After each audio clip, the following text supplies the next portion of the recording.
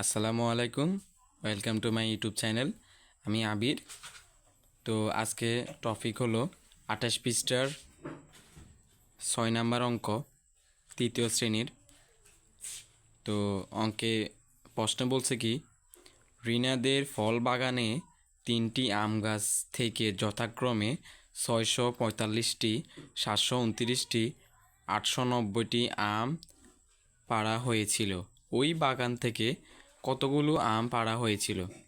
তো একটি আম গাছ থেকে যদি 645টি, 729টি, 890টি আম পাড়া হয়, মোট 3টি আম গাছ থেকে যথাক্রমে, তো একটার থেকে যদি এতটা হয়, 3টির থেকে যদি এতটা পাওয়া যায়, তাহলে এগুলো আমরা কি করব?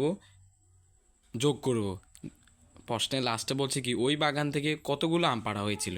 তাহলে আমরা লিখতে পারি, রিনাদের ফল বাগানে 3টি আম গাছ, 645টি, 729টি, 890টি, এগুলা সংখ্যার নিচে সংখ্যায় বসাই দিব।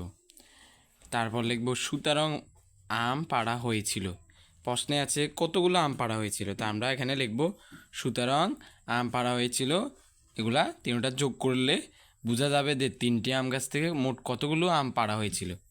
তো আমরা অনেকে যোগ পারে না, কারণ একসাথে এখানে বসাই পারে না। তো এই জন্য এক পাশে আসি, আমরা রাফ করব। রাফ করার থেকে দেখো, 5 আর 9 কত?